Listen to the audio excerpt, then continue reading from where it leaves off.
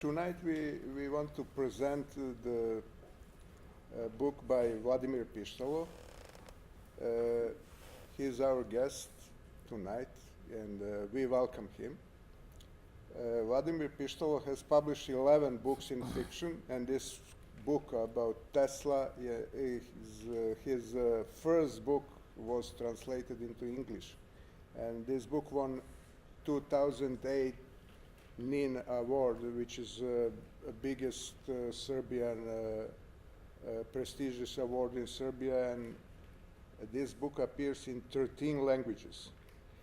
Mr. Pištalo teaches at Becker College in Massachusetts.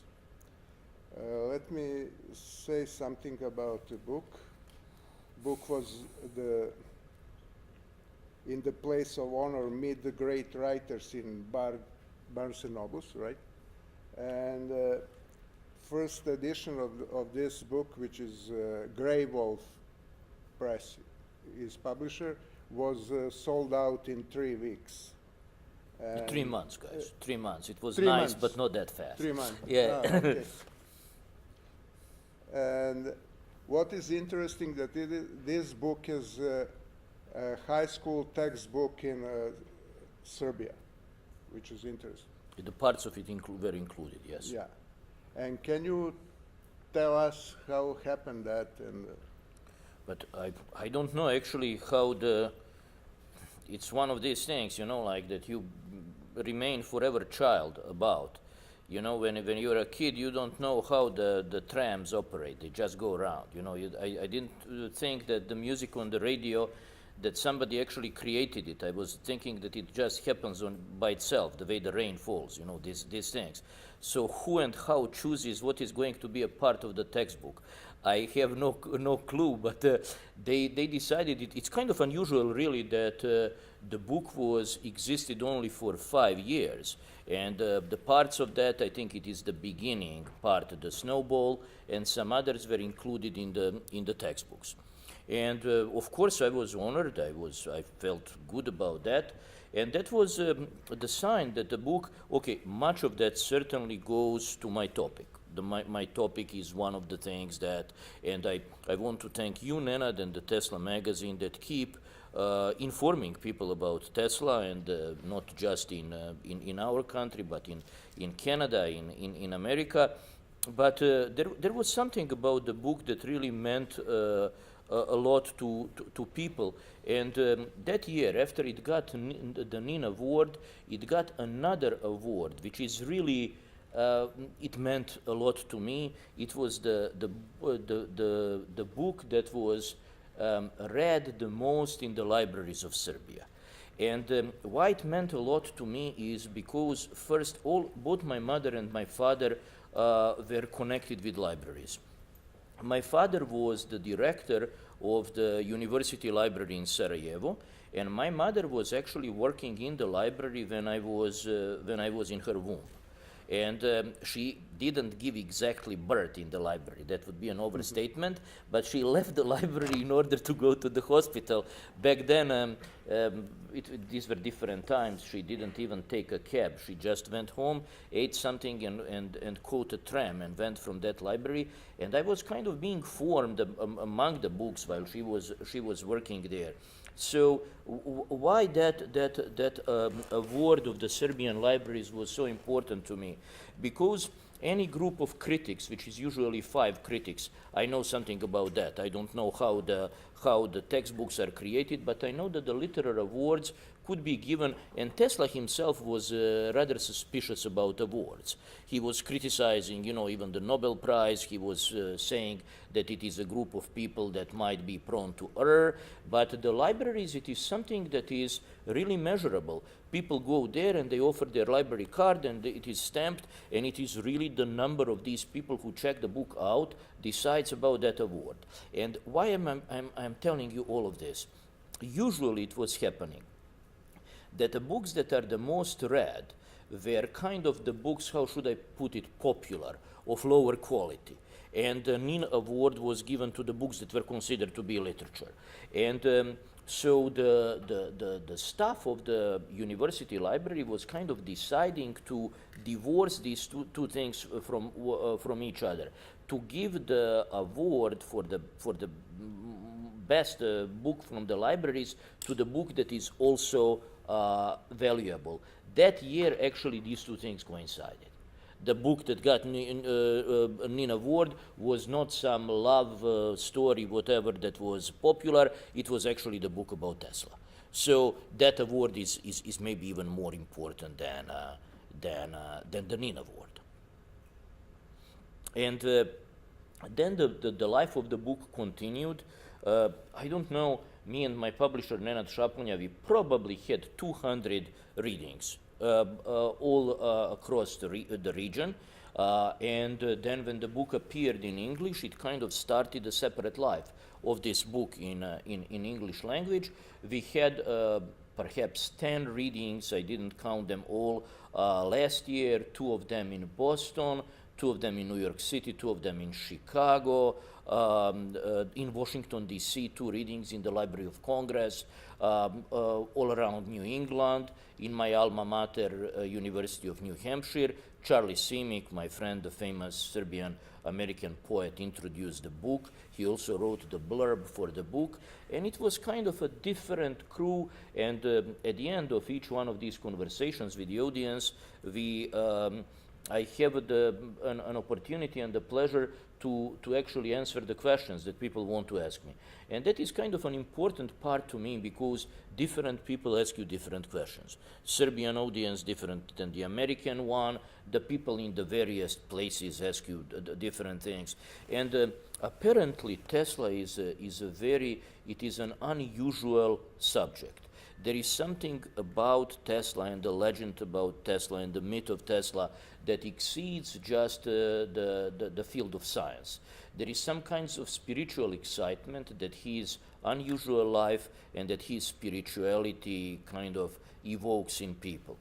And some people feel very strongly, that the Serbian Orthodox Church was thinking about canonizing Tesla.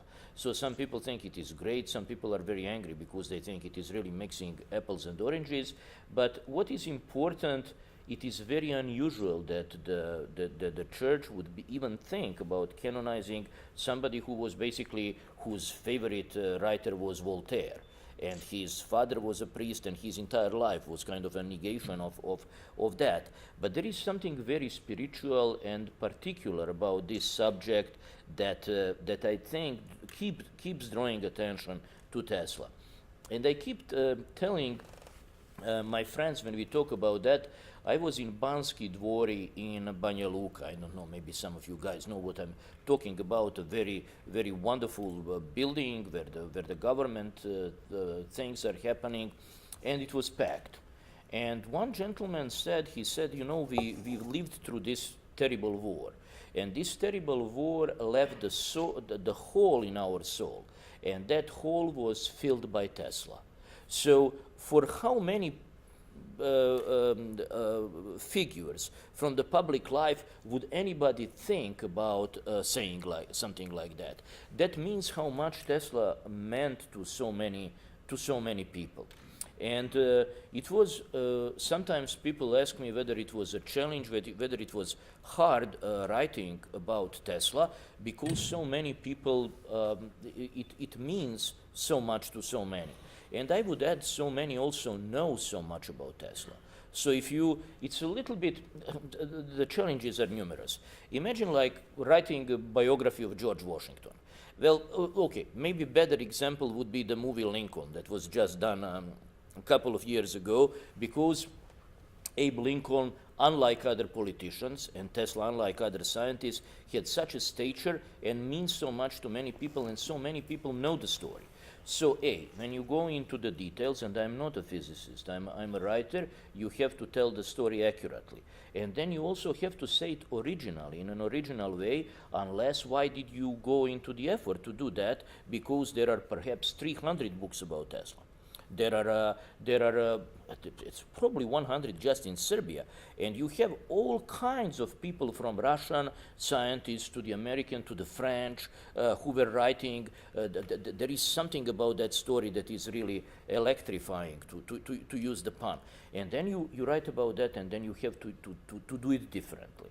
And one old lady from Belgrade once said, "Listen, I read your book with pleasure. The story I kind of know, but the thoughts and simile and the metaphors were really what brought it to life for me." And I really do believe that the writers should not praise their own work too much. But what really meant a lot to me, also meeting the audiences and talking to people later, is when one woman from the audience said, "Most of the books that I read about or encountered about Tesla are cold, and this book is warm." It is warm because it was trying to inhabit the psychological world of a very unusual man. And I was not trying to make it more weird.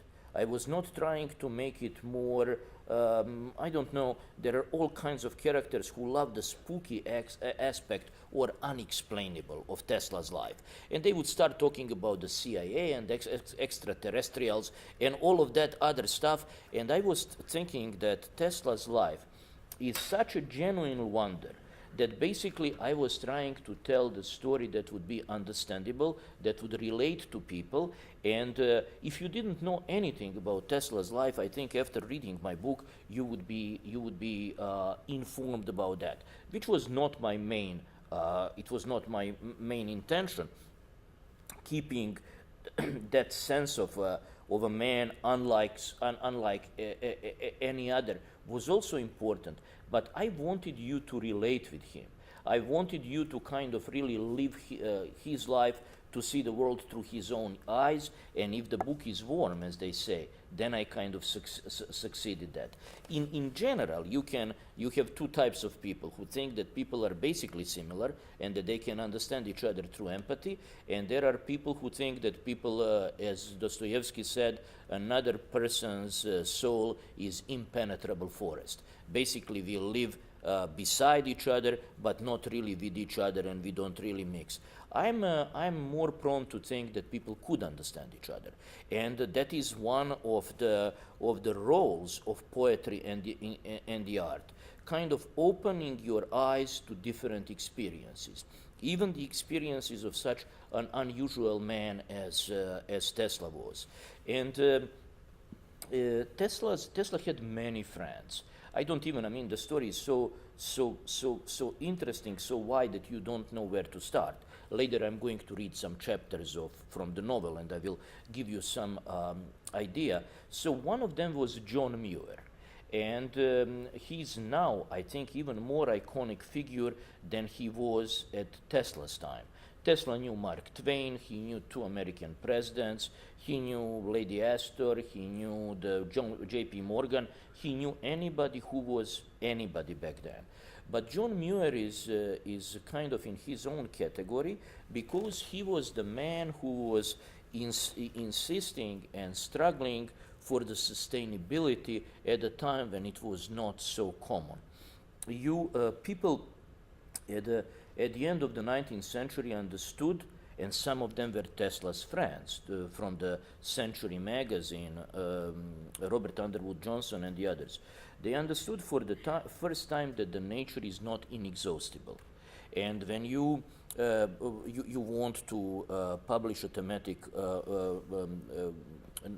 copy of Tesla magazine about energy. Of course, we all talk about energy so much now, and the clean energy, and the people kind of understood that in Tesla's lifetime, that nature is not inexhaustible, that the forests were disappearing, that the entire species are being destroyed. You know the story about the passenger pigeons. Passenger pigeons were so numerous that they would be flying for 2 days over a town. You could not see the sunlight because you had so many of these passengers pigeons. So you'd be hunting them like this, boom. You don't have to look up because they would just be falling down. The last passenger pigeon died in Cincinnati Zoo in the 1880s. So something that was so numerous that was like the grains of sand on the beach all of a sudden disappeared, and people were asking ourselves like, what's happening? And in the year 1900, there were only 400 buffaloes in the North America. Well, buffalo is such a powerful symbol of this continent. With these beautiful eyes, such a powerful animal, the source of sustainability for sustaining the food of so Native American tribes, and they were reduced to 400, and you know these piles of buffalo bones.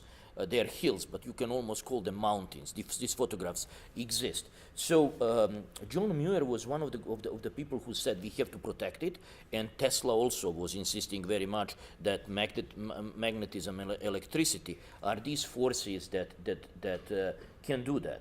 And what is really interesting, what made Muir, a Scottish immigrant, kind of a frail but enduring frame, a man who was spending most of his life in Sierra Nevada and these beautiful Californian mountains, what made him aware of this problem was that he went blind for a period of time. And for maybe 6 months he could not see, and almost miraculously he regained his sight. And he said, never again should I take beauty forever. And I think that it is a powerful metaphor because we forget about the things. Some of them are in plain sight. The fragility of nature, the importance of the clean energy. And I would also argue that we are partially blind to beauty in so many aspects. And the role of an artist is to open our eyes for the things that we have been a little bit blind to. And I think that the story about Tesla is one of these things, and I was trying to open our eyes for his inner world and also to his insecurities. I was not treating Tesla like a saint. I was not kind of, tiptoeing while doing this. There are 2 movies in Serbian about Tesla, done by very capable actors. One was Rade Šerbedžija, and the other one was, who was that, this Montenegrin artist, who was playing Tesla in the second movie? Petar Božović. Excuse me, Petar Božović. Both of them were kind of whispering all the time while doing their job. You could not paint a character by whispering. Sometimes you have to raise your voice. Sometimes you have to show us the fullness of life of a full human being. And that's what I was trying to do. By the way, I was just reminded there were 2 audiobooks on Tesla. The first one in Serbia was done by Petar Božović himself. It exists as the audiobook, and also there is another one, Amazon. I haven't heard it myself, but I know that it exists also, and also it exists as a Kindle, the book that you can download on Kindle. Also something that I keep telling to my friends about this book, you can tell whether the book about Tesla was written by the Serbian or European writer because they don't know the American life. You can tell that. You come to the American life and they really don't know. They are making it up. When I was a kid, and it was rock and roll, it was not exactly an early rock and roll, but not everybody knew English. And in these hotel terraces, the people would be playing and singing American songs, but they didn't really know English. So they were kind of inventing words. They were lying. They were singing the words that sound English, but they are not English. So in a way, you can see in these books that were written in Europe that these guys are doing something similar. They are lying in English because they don't know the American life. On the other hand, something similar is happening when the American writers are writing about Tesla's childhood.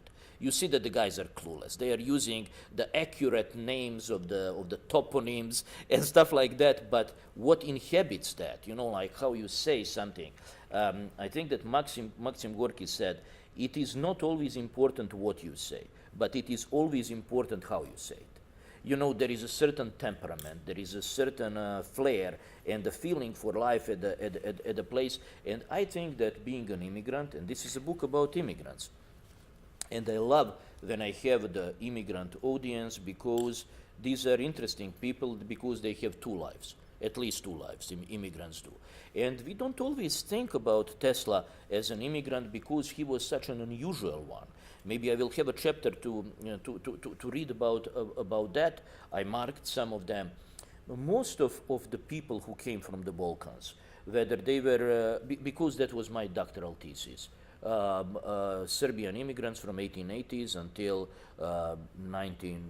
2000 actually, and I did a lot of work, and most of the people who came at that time, Serbs and Croats and Slovenes, were actually working these really hard jobs in the high steel, in the mines. It was a back-breaking job, usually uneducated people, very enduring, with a lot of vision. I always loved these old immigrants because they created most of our institutions. But it was really a hard life. I don't know whether you know one fact, that mortality was so rampant that there were so many families that were formed from the previous families. Let's say a woman marries and she has a husband, and he dies and they have two children, and she marries another guy, and he comes with one child. Then a woman dies. The guy continues with all of these four children, then he inherits, marries somebody else, and that was how unstable life for so many people were.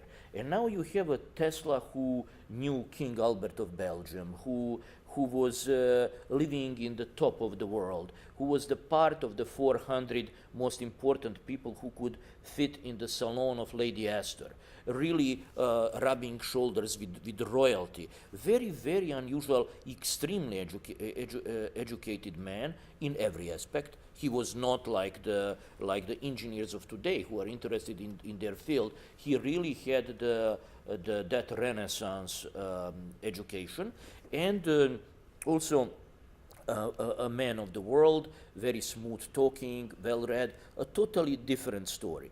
And in a way, when I was telling this story, you know about his great discoveries. I assume that you know how he changed the world. You know that he is the father of radio, the father of robotics, of so many other things. That was people say that he was misunderstood in his own time and that he didn't have money. But he was the only thing that matters to him, I think, is experiencing the new phenomenon that nobody experienced before. And that, he said, we might think that he was not really rich, he didn't marry, he didn't have children, but he didn't want to do these things. That happiness that come from that, for him, came from being in the lab and getting for the first time something that nobody saw before. It is like Columbus seeing the new continent for the first time, except that these were the continents of knowledge. And he said once that he lived for decades in the bliss of happiness. And I think that we should believe him. We should not pity somebody who declared that he was basically happy most of his life. But in addition to that, the world that he has changed, I also contrasted him with an ordinary immigrant, Stevan Prostran, who lived that life that most of our people lived. And then you have the Tesla-like outlier, and that contrast actually shows you what the real life was in the Belle Epoque times when he was living. Don't forget, he has been living in New York City almost for 60 years. He's technically a New Yorker more than anything else. Of course, he always declared that he was a Serb. He would say, my fate is the fate of my father. He associates with people from Serbia. The People's Guslar, Petar Perunović, came to New Yorker to sing for him. He met Peter II, the king, in 1941 when Yugoslavia was overrun by the Nazis, and they both sat together and cried in his room. So that very frail old man and the kid, King was a kid back then, sitting there and crying together in these dark times. All of that is the part of this story. And also, I would like to now cut my introduction and read you some chapters, but also an enormous change. This was, the world has never seen a bigger change. Now maybe, nowadays we are perhaps going through a change that is similar, akin to this one. Because in this, somebody said, Tesla's good friend, Katherine Johnson, that the world has changed less from Plato to her high school than from her high school to her old age. What am I talking about? I'm talking about gramophones. You have the music, but nobody is singing. So either you are crazy or something serious has happened. Of course, that was the music recorded by the ghosts. That was the gramophone. Then you have the movie cameras, which is also the shadow theater. You all know, and some of you guys are actually related to film by profession or interest, these early movies in which people would be running away from the theater because the train was coming in. People were taking seriously these things. They were not accustomed to make believe. Then also the automobiles are the coaches without horses. This is all the material of the fairy tales. Then the first airplanes, which means that one of the oldest desires of human beings to fly was also fulfilled then. Then X-rays. Tesla was doing actually experiments with that. You can make the photographs of the people inside. All of these are kind of the stuff of magic. And most of the people were thinking that the inventors could change this world and it is going to become better and better and better until it becomes kind of an earthly paradise.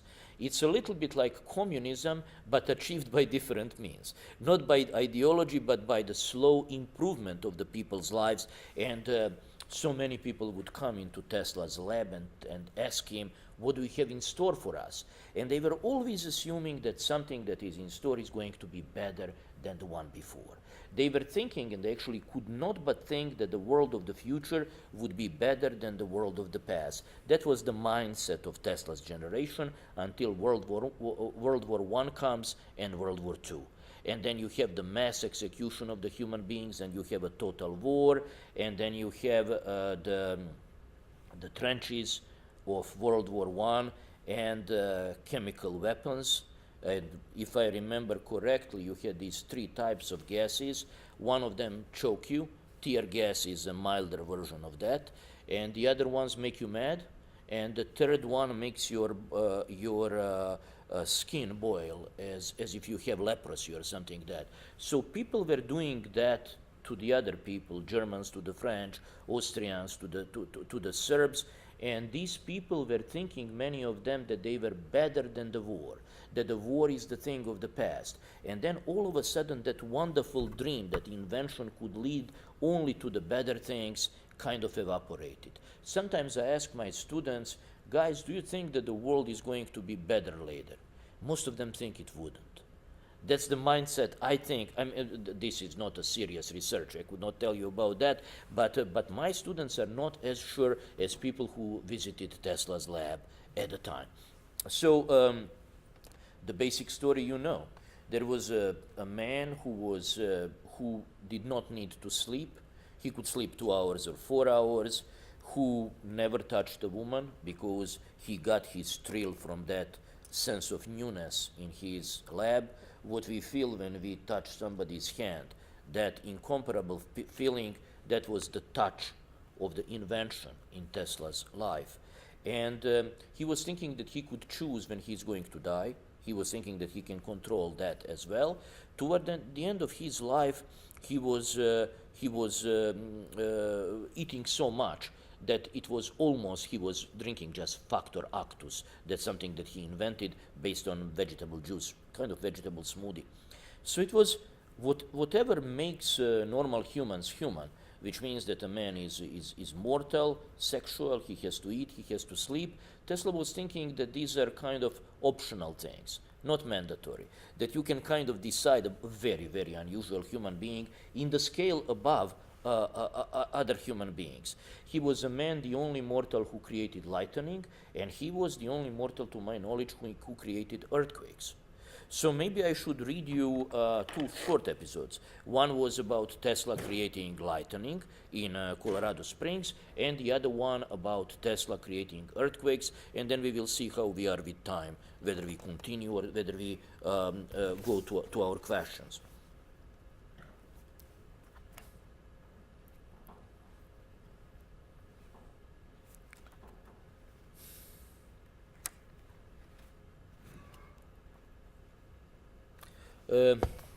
Zeus commands the thunderbolt. Suddenly, there came from heaven a sound as of a violent wind, which filled the entire house in which they were sitting. And there appeared to them tongues as of fire. These separated and came to rest on the head of each of them. They were all filled with the Holy Spirit. The Acts of the Apostles 2:2-4. Zeus creates lightning, people don't. Colomancito murmured to himself. The assistant stood with his legs apart and furtively observed his boss. Although he was not exactly a hunchback like Igor from Edison's circus stand, the Hungarian was still somewhat stooped. When the gush of magnetic energy hits the Gorgon, Tesla shouted, "The coil will create an avalanche that will raise the electrical potential of the earth. Do you see? Electricity will erupt back from the ground. See," he snarled, "our mast will fire up thunderbolts." "Zeus commands the thunderbolt," Zito whimpered. The assistant realized that Tesla was ready to risk his own life using the highest voltage ever produced. Zito too was playing Russian roulette, since he, not Tesla, operated the switch that controlled the flow of electricity from power plant. "When I give you the sign, pull the lever," Tesla ordered with suicidal resolve. He found a spot from which he could see through the open roof. "Now!" Zito jerked the lever. A swarm of electrical snakes covered the coil. A hissing sound spread throughout the room. "It works," Tesla's voice thundered. "Do it again." The fairy's hair got entangled on the coil once more. The laboratory turned blue and started to crackle. A dull boom reported from the mast. "I'm going to go outside and look at the mast," Tesla was merciless. "I want you to pull the lever and hold it till I say so." Swaying on his thick rubber-soled shoes, Manfred stepped out of the barn. "Pull the lever." Zito pushed the lever and held it with his extended arm, waiting for the signal to jerk it back. A few seconds passed. The sorcerer and his apprentice were still alive. Nothing smelled burned. Like a gold coin, a whole wondrous minute fell with a clink on the stone floor. Then came the real awakening of the Furies. Tesla crossed the point of no return, and he is launched into the shoreless void of a new phenomenon. Inside, the crackling of the Gorgon's hair rose to a crescendo. Outside, a single thread of lightning wriggled off the mast. Then a second one, a third, a fourth. Thunder exploded, and Tesla flinched against his will. Dear mother! Thunder exploded again. He ducked as it cracked once more. The noise from the mast sounded like a rifle, then like a cannon, and soon became even louder, until it seemed as though they were in the middle of the Battle of Austerlitz. The building was a straw in a flashing whirlwind. "The Furies," the first human thunder maker whispered vengefully. "The Furies." Spectral blue light appeared in the barn. A mass of live electrical hair slithered around the coils. Everything in the building spewed needles of light. A pandemonium of sounds broke free. There was a stench of sulfur. Zito clenched his jaw and broke a tooth as he tried to suppress the trembling in his body, lest he might let go. His left arm shook so much he was not able to cross himself. In the blue shimmer that completely surrounded him, he almost expected to see the spirits of his late parents. He felt sparks popping painfully from his fingers. He felt that his blood would gush out from under his nails. The electric maelstrom threatened to destroy the barn. Nikola Tesla stood outside, neatly dressed, with his laced high-top shoes and bowler hat. The sky screamed and the earth responded. A new Mephistopheles grew taller under the night sky, starched by lightning. Sparks flew around the rubber soles of his shoes. The awakened earth had a message for him. The awakened earth sparkled all around him. Lightning became thicker and brighter, clearer and bluer. Sparks as big as a fist shot into the sky. Sea snakes wriggled upward, 80, then 120 feet above the ground. The rumbling echoed for miles. With his face altering from black to silver, the Victorian Thundermaker, in his Prince Albert coat, surveyed them. He was the light, a flashing impersonal force. How long has this been going on? Cito trembled. This is forbidden. A mortal shouldn't do this. In the blink of an eye, everything went dead. Everything. Cito, did you pull the lever? Tesla launched at him. The Hungarian looked at him with his bloodshot eyes, haunched like a bull with banderillas sticking in his back. No, he gasped. Call the power plant. They mustn't do this to me. They mustn't cut me off. What are you talking about? A deranged voice shouted on the phone when Cito called. You caused a short circuit. Our generator is on fire. So I just need a little bit of water, and I will read you the episode about Tesla creating an earthquake. You probably know that Tesla liked to celebrate his birthday with the journalists. And so some people say he was forgotten when he was an old man. He was never forgotten. He was maybe he was not well known as Edison, but he was in the 1970s, already in the second half of his career, when he appeared on the cover of the Time magazine. Many people, many important people never appear on the cover of the Time magazine. So he would be talking to journalists and tell them about what is he planning. And at one moment he was telling them about the earthquake, which by the way was documented. I was giving an interview for the public radio in Boston, and the guy who interviewed me actually checked the old records, and this earthquake has been documented in the newspapers of the time. Earthquake. Many years ago in this very city, on South 5th Street, Sicilian women with cracked faces arranged oysters on wooden boards covered with seaweed. Rotten cabbage heads rolled down the street. Live fish splashed in buckets. It smelled like smoke. In a side alley, some boys played baseball under bedspreads hanging from clotheslines. They felt at home in chaos. Tonino, I'll kill you if the ball messes up the laundry, shouted mothers from the windows. Artists from Upper Manhattan used to come with their sketchbook to this exotic part of the Lower East Side to draw street scenes from Naples or Damascus.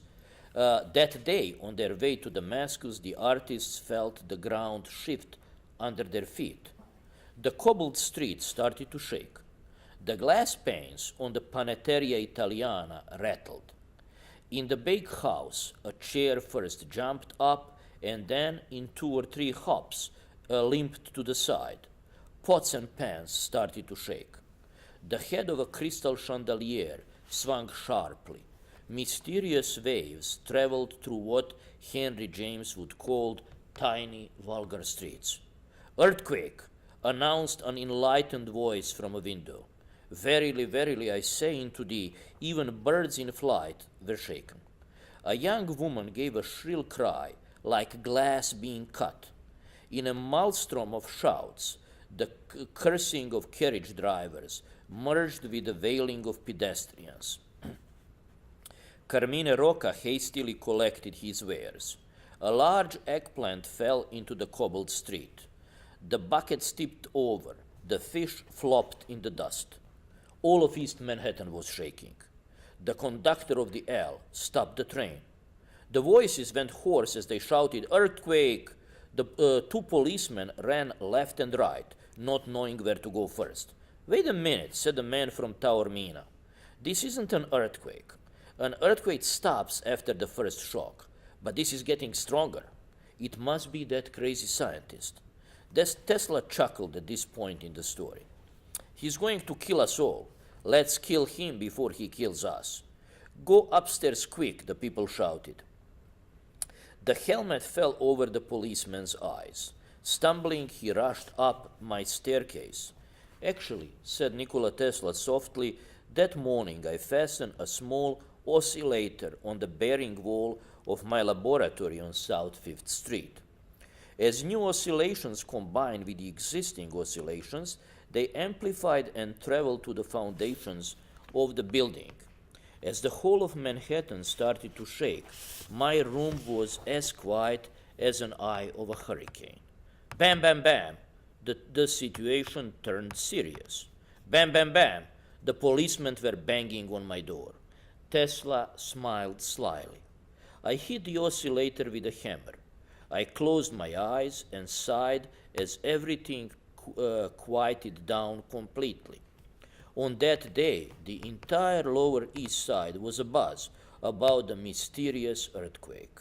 There was a rumor that two women miscarried, that L derailed, that construction workers jumped off scaffoldings, that robbers fled from the bank, that a panicking woman threw her child out of the window, that some man who happened to look up caught it, that a bearded Russian swept the silver coins off his eyes with the back of his hand, got up from his deathbed, and took off down the stairs. So, what is the time, Nenad? I just want to know. 9:30. 9:30. Okay, perhaps it is better to use this last part of our meeting to talk a little bit. Because as I always say, my book is here. You know, like you can get it, some of you know it, but I am in Toronto once in, this is not exactly the first time.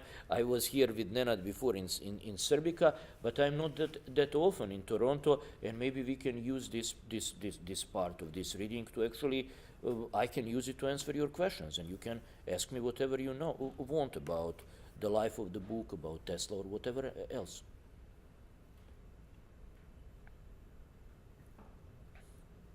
Okay, before somebody asks, I would ask you, how you started this book? Why you choose Tesla to write?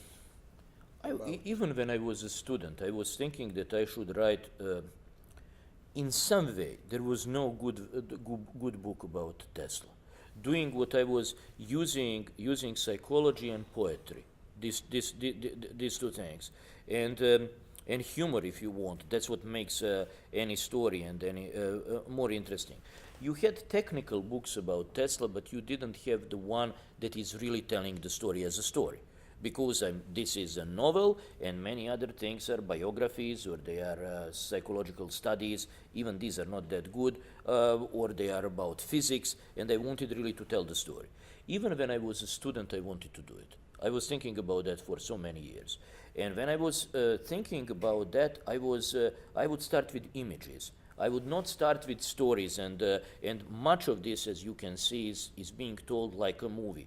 These are the flashing images that, and the story is being told through the images. So in a way, I was a translator of the language of concepts or stories into the images. And I started with images. When I was thinking about the story about Tesla, you all know that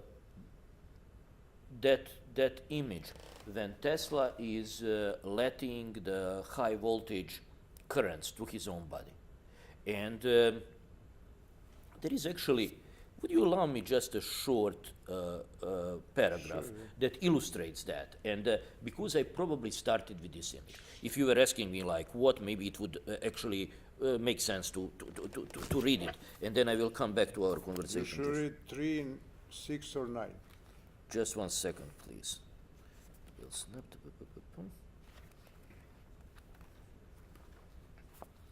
This is one of the great things about Tesla was that he kind of was the Wizard of Oz. You know, one of the most beloved American movies is The Wizard of Oz, because people went to the World Fair of in Chicago in 1893, and it was the first World Fair lit by electricity in history. And there was that eternal day, and there were wonders, and W.E. Baum, who wrote The Wizard of Oz, went there as a kid. And he was thinking, what is the meaning of this dream of beauty? And his Oz, the magical world of Oz, was the World Expo. And the man who actually lit it up was Tesla. Tesla was the man who made it possible. And at that World Expo, he gave a lecture in which he also let the electricity through his body. His shoulders were hunched in the beginning, but straightened up as he went on in his lecture. Yet again, he described electricity as an all-permeating substance that connects rough matter. That substance, which Lord Kelvin nearly quoted with God, had broad and safe practical uses. Tesla described the heating of iron bars and the melting of lead within the electromagnetic field. He touched upon the possibility that electricity rejuvenates and heals. Tesla's assistant, Gano Dan, this is a different one, did not listen to the lecture. He was waiting for a sign. Tesla waved his hand. The kiosk drowned in darkness. In the dark, same thunderbolts cracked that Giambattista Vico believed had intimated the first notions of God to humans. Tesla's coil turned into a burning bush, wrapped in flames that did not consume. With soft pinks, light bulbs and glass tubes lit up by themselves. But the climax came when the man in the smoking jacket let 200,000 volts run through his body. Not only did he allow them to pass through him, he turned into a cyclone of electricity. People retreated in horror when his air stood up on end. "Oh my goodness," a voice gasped.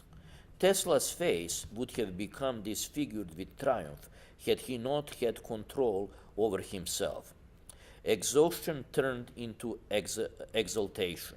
With his crooked smile, the bluish horns of Moses, the scientist turned left and right in the widening circle.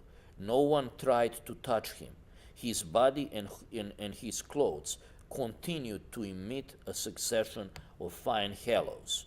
"What is the meaning of this dream of beauty?" a female voice asked. So he was probably, many of you who know something about Tesla, this was the part of the battle of the currents. In order to discredit Tesla and Westinghouse, Edison was electrocuting, publicly killing animals with alternating current.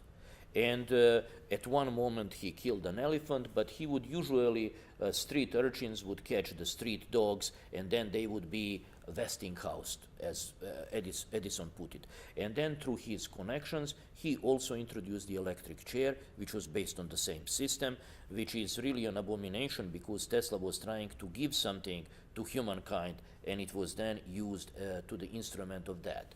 So Tesla had to counter the circus performances of Edison through his own performances, in which he was using himself as a guinea pig. And he would let these enormous high voltages go through his, really a cyclone of electricity, and his hair would stood on end, and his hair would turn into a fountain of sparks. That's an unbelievable image. I always wanted somebody to make a good movie about Tesla with American money because you could not make it cheaply. It has to have these special effects. If you make lightning, you make lightning. If you have this man who turns into a spark of electricity, it has to be believable, kind of Spielberg or Scorsese style. And he showed that. He showed that electricity is safe. And people were asking me, did you use any animals as guinea pigs? And he always said, no, I just use myself. So he was in, people say, put your money where your fate is. He was putting his life where his fate was. He really was strongly, when we talk about him strongly believing in whatever he was thinking, he was believing that he had kind of a golden ball, like in a story tales, running in front of him, and that was his destiny, and he was following that, and if he was not doing that life that he was born to, he would have died. And he was also ready to risk his life for this. So I was seeing these images of Tesla letting the cyclone of electricity through him, a little bit like that Leonardo's man in the circle, the famous image, Uomo Vitruviano.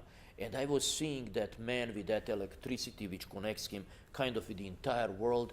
And I was thinking, I want to do something with this. I want to transform this image into literature. So, and many other images. I was starting with that and then going to the story rather than vice versa. And I succeeded in weaving them in. The book, I was writing it for 8 years.